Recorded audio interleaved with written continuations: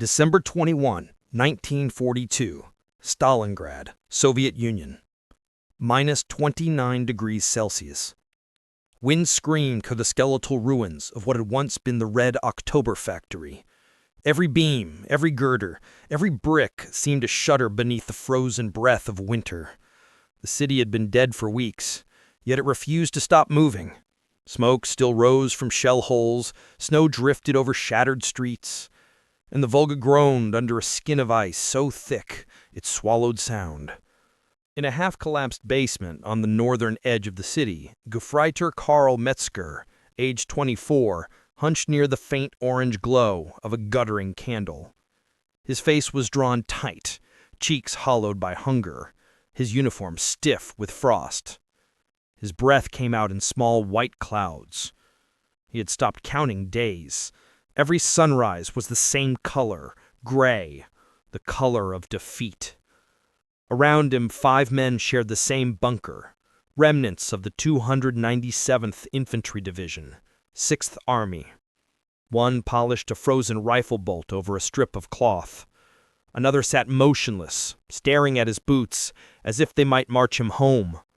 The youngest, barely 19, was whispering prayers in a dialect Karl didn't understand. Above them, snowflakes hissed through holes in the concrete roof, melting briefly before freezing again. Outside, artillery murmured like distant thunder, a sound so familiar it no longer frightened them. The Soviets had stopped attacking directly. They didn't need to. They had sealed the city weeks ago, and now they simply waited for hunger, frost, and time to finish what their guns had begun. Karl reached into his tunic pocket, fingers stiff and trembling. Inside was the last piece of paper he owned, a torn page from his paybook. He smoothed it carefully against his knee, took out a stub of pencil no longer than his thumb, and began to write. Ich will nur, dass Mutter weiß, der Schnee hier ist rot. I only want Mother to know, the snow here is red. He paused. The pencil hovered over the page, as if the next words had frozen too. But there were no next words. Everything he wanted to say, fear, guilt, longing, the slow horror of watching men die for a city they couldn't pronounce, was already contained in that one color.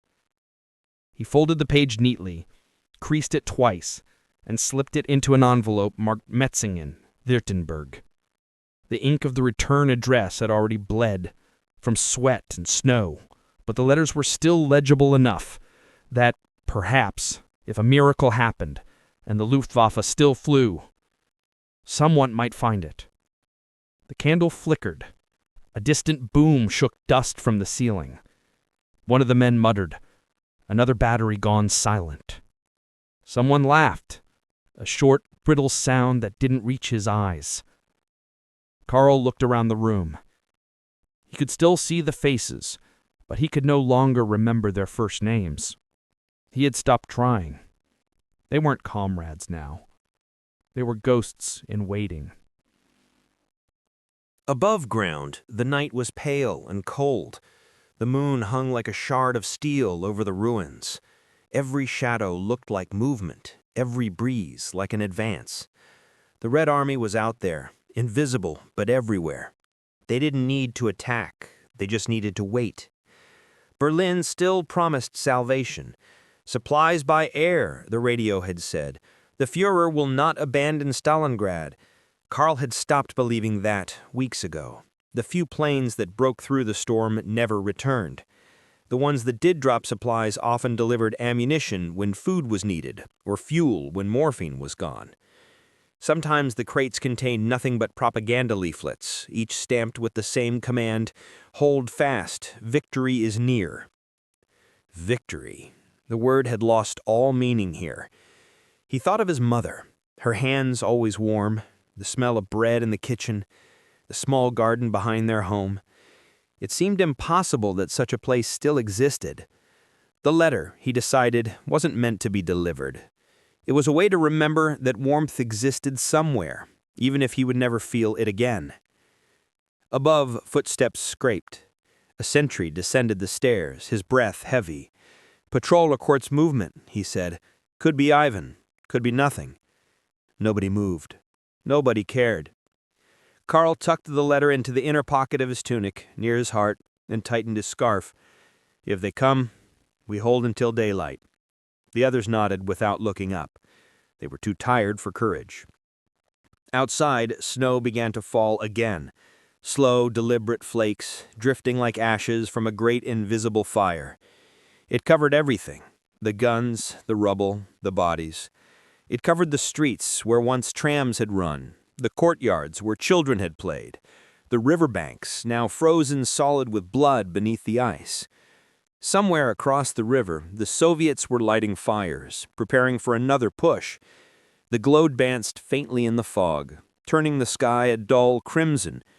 Karl watched it for a long time, a light flickering in his eyes. And for a moment he thought he could see home reflected in that red glow. A farmhouse under snow, a woman waving from the door. But then the light faded, and the city swallowed him again. He closed his eyes, whispering a single line that would outlive him by decades. "The snow here is red." The candle burned out. Darkness took its place.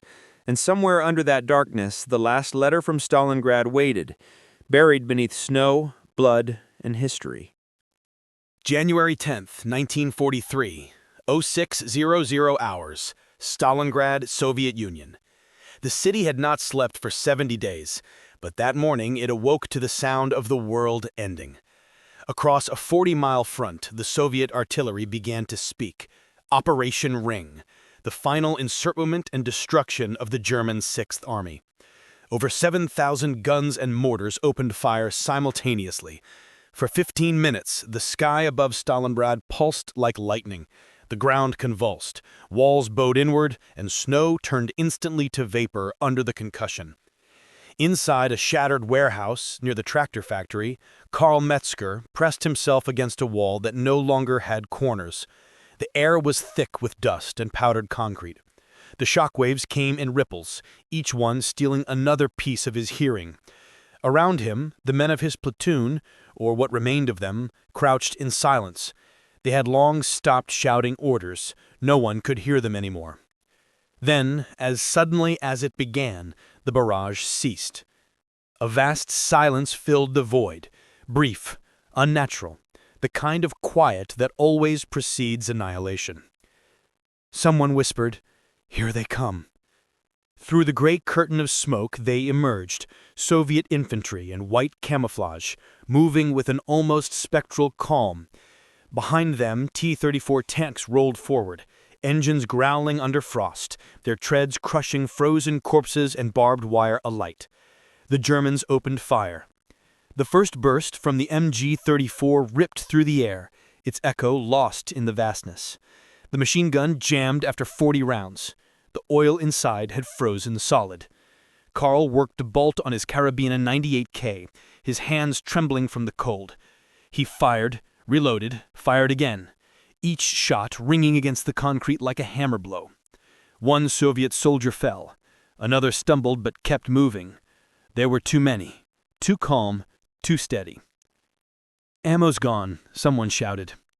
Karl turned, fumbling for a new clip, but there was none. He looked at his comrade Lutz, face ashen, one arm gone below the elbow, who was still firing a pistol at the advancing silhouettes. When his last round was spent, Lutz smiled grimly and whispered, "Tell them I fought." Then he rose, grenade in his good hand, and disappeared up the stairs. The explosion came seconds later, a dull thud, swallowed by the snow.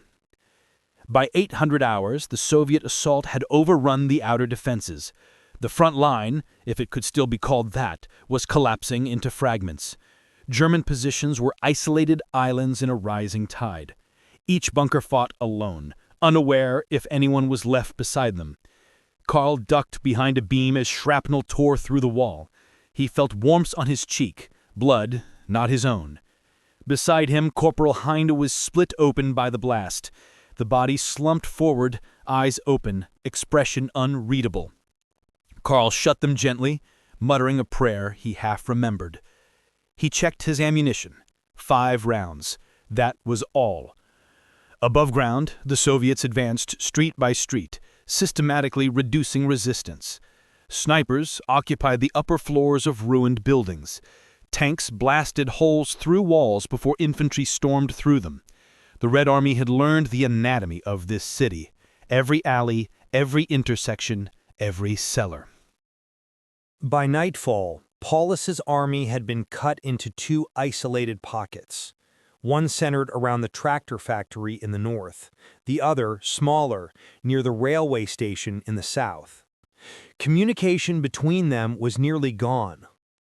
At headquarters, Field Marshal Friedrich Paulus, recently promoted by Hitler to ensure he would never surrender, listened to radio reports that sounded more like obituaries. The Luftwaffe had promised 700 tons of supplies per day. That morning, they managed 80. Even then, most crates landed in Soviet lines. He scribbled in his notebook, "No ammunition, no food, no medicine. Still expected to hold." In Karl's sector, that reality was already visible. The wounded were stacked in a corner, wrapped in curtains torn from ruined apartments. Medics, those who still had morphine, reserved it for the dying. The rest were told to pray. That night, the temperature dropped again, minus 32 degrees Celsius. Men wrapped themselves in rags, curtains, and paper. The candles froze. Rifles cracked when fired. The sound of the wind replaced the sound of command. Karl sat in the dark, his back against the frozen wall, the letter to his mother still tucked inside his tunic. He pulled it out and read it again, though he knew every word by heart. The pencil marks had faded from the moisture of his breath, but the meaning was still there, the confession of a man who had stopped believing in orders. He whispered it aloud, as if repeating it could summon warmth. "Mother, the snow here is red." He didn't write it for history. He wrote it so someone would know that color existed, that under the gray smoke and white frost, life had once been warm. Outside, the Soviets began shelling again. The flashes painted the snow crimson, a color that looked too much like memory. Karl raised his head. Somewhere across the river, the faint echo of Soviet loudspeakers drifted through the wind. "German soldiers, lay down your weapons. You cannot escape. You will be treated humanely." He smiled bitterly. Humanity. The word itself sounded foreign now. He closed his eyes and thought of home, the church bells of Metzingen, the orchard in spring, his mother waving from the garden gate. And as the night wore on, the city groaned, a dying beast collapsing under its own weight. When dawn came, Stalingrad was red again, not from sunrise, but from blood steaming in the snow. January 22, 1943, Stalingrad, Soviet Union. The sound of war had changed. No longer the roar of artillery or the crack of rifles, only the quieter, crueler sounds of survival. Coughing, boots crunching on snow, the distant hum of engines that would never reach them. The city was dying, but slowly, like a man frozen upright in the cold, still breathing, still aware. Inside what had once been a schoolhouse, Gefreiter Karl Metzger sat beside a shattered blackboard, staring at chalk marks that had somehow survived the bombardments. Simple arithmetic, drawn by children long gone. He traced the numbers with his gloved hand. 1 + 1 = 2. It felt absurd. Numbers made sense. Nothing else did. There were only 3 men left in his section now. Sergeant Lutz, pale and hollow-eyed, whose left hand had turned black with frostbite. Schultz, the youngest, who spoke less every day and stared at the floor as if trying to see through it. And Karl, who had stopped counting his own heartbeats because he was afraid of what the silence between them meant. Their rations were gone. What little bread remained had frozen solid, a block of ice as hard as stone. When they tried to heat it, the crust blackened and crumbled to ash. Once they found a horse, frozen stiff under a sheet of snow. It took 6 men an entire morning to hack the flesh loose with bayonets. They boiled it in a tin helmet, drank the broth in silence, and thanked God for the animal that had died before them. In his tunic pocket, the letter remained, folded, worn, the paper soft as cloth now. He hadn't written another since. There was nothing left to say. The city above was a graveyard. The Soviets were closing in block by block, compressing the German lines into an ever-shrinking circle. The northern and southern pockets were now only a few miles apart, separated by rubble and corpses. Paulus's headquarters at the Univermag department store still broadcast orders, but they were like prayers to a god who had stopped listening. "Hold until relieved," one message said. "You are the fortress of Europe," said another. The men laughed. Fortress. The word tasted like irony. They had no walls left, only holes. At night the wind carried voices from the other side. Soviet loudspeakers, calm and deliberate. "Comrades of the 6th Army, the war is over for you. Lay down your weapons. You will live." Sometimes they played music, a slow, sad violin that drifted across the ruins like smoke. He hated it because it reminded him of home. The melody was too human for this place. Lutz, whose hand was now completely black, said nothing for hours. When he finally spoke, his voice was hoarse. "Do you think they'll take us alive?" Karl didn't answer. "I mean, if we surrender." Still nothing. Lutz chuckled, a brittle sound. "Doesn't matter. I'm already half gone." He raised his hand, the dead one, and smiled. "See? Frozen. Maybe I'll keep it as a souvenir." The next morning, he was gone. His rifle still leaned against the wall. Karl found him outside, sitting upright in the snow, his cap in his lap, his eyes open and full of ice. He looked peaceful, like he'd finally escaped the noise. Schultz didn't speak after that. He simply stopped moving. He would stare at the horizon for hours, lips blue, breath shallow. When Karl shook him one morning, Schultz's body slumped sideways, stiff, cold, gone. Karl didn't even have the strength to dig. He sat there for a long time, surrounded by silence that felt too heavy to breathe. By now, even the Soviet artillery had slowed. They didn't need to fire. The Germans were devouring themselves. Medical units had run out of bandages, morphine, even alcohol. Wounds festered. Men tied socks around their arms to stop bleeding. Some shot themselves just to end the cold. In Paulus's headquarters, generals argued about orders while their men starved.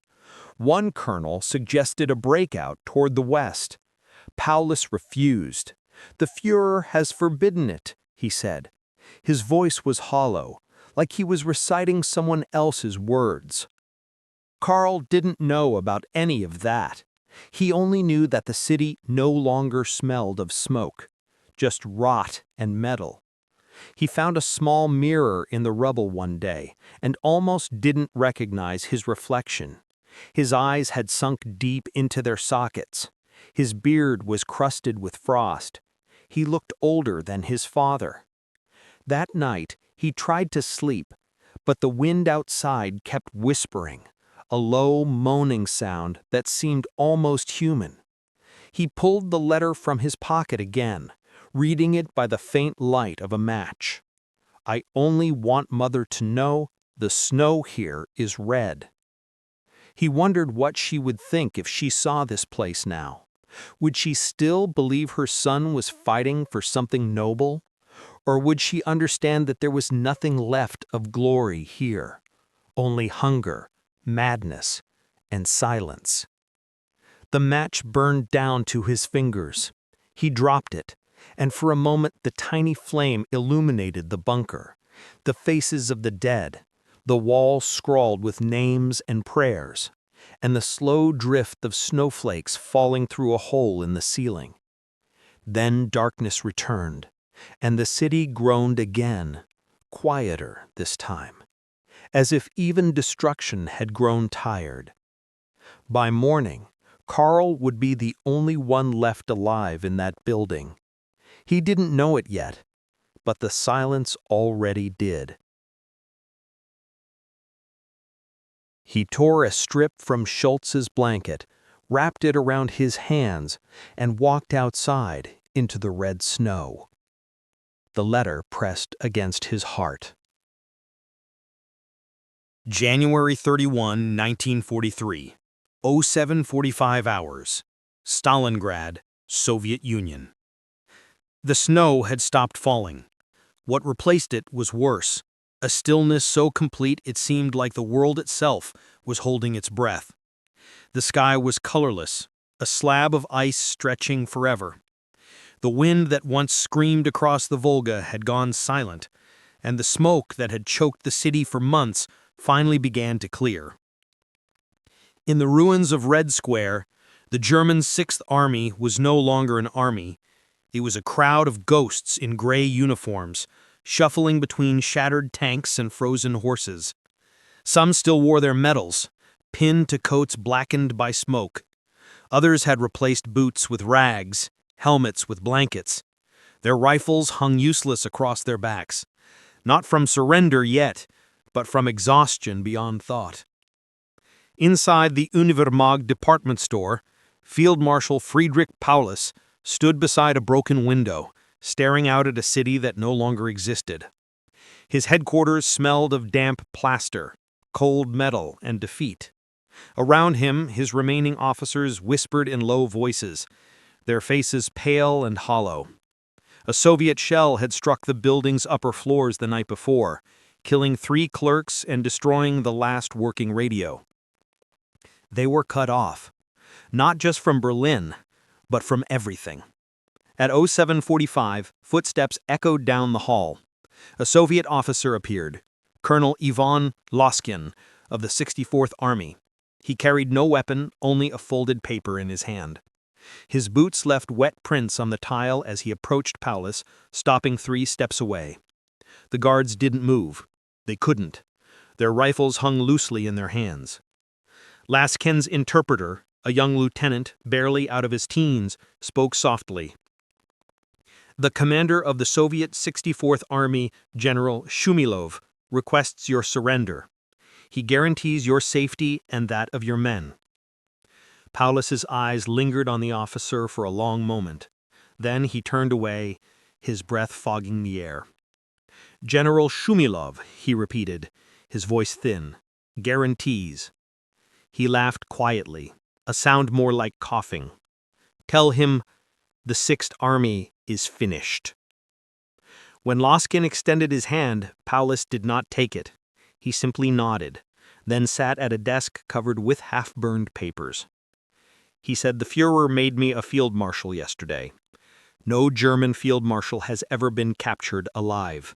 He looked up, meeting the Soviet officer's gaze. But I will not kill myself for a man who has already killed Germany.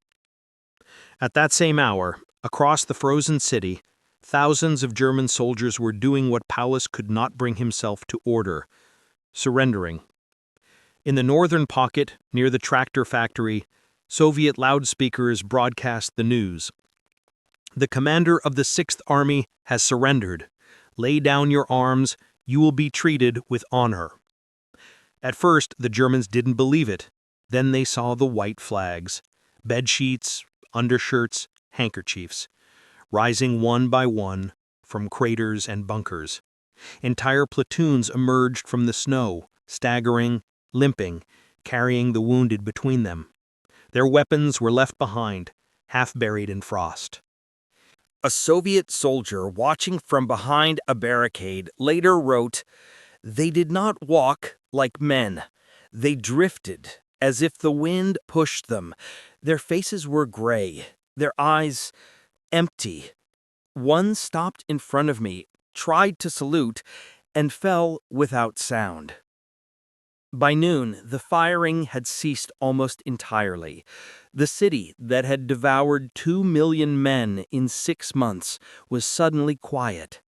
No artillery, no aircraft, only the slow crunch of boots over ice and the clatter of rifles dropped into piles.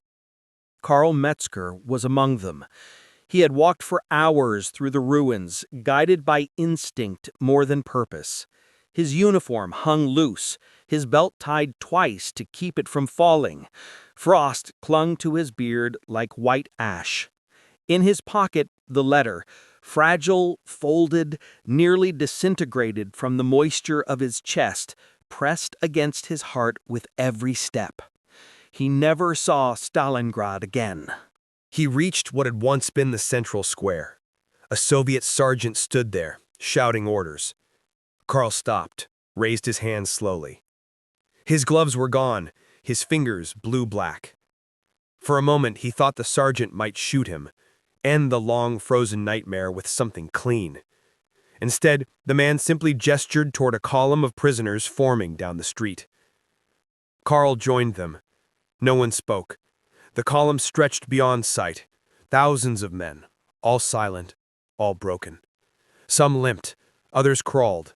They carried the wounded on sleds made from doors and window frames.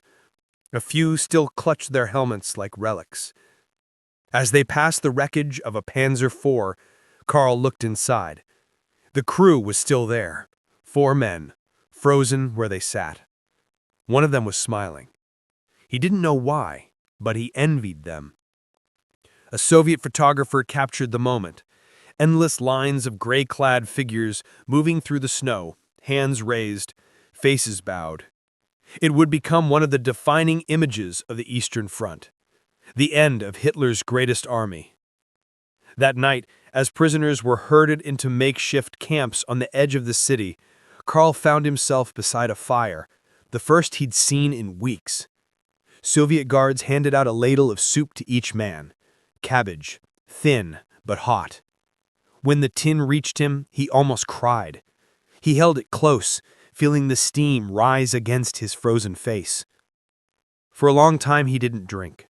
He just watched the fire, the orange light flickering against the snow, so much like the candle he'd once burned over that letter. He took it from his pocket one last time. The paper tore in half as he unfolded it. The pencil marks were barely visible now, but he whispered the words anyway. "Mother, the snow here is red." February 1954. Stalingrad, Soviet Union. The city had a new name now, Volgograd. Volgograd is alive again, trams ringing, children laughing, and snow falling. The city rebuilt itself over bones and ashes, as all cities must. But beneath the sidewalks, beneath the statues and the trees, the ground still holds its memories. And every winter when snow covers the Volga, the wind seems to whisper those same words again. Mother, the snow here is red. Because some stories never end, they only wait for the thaw.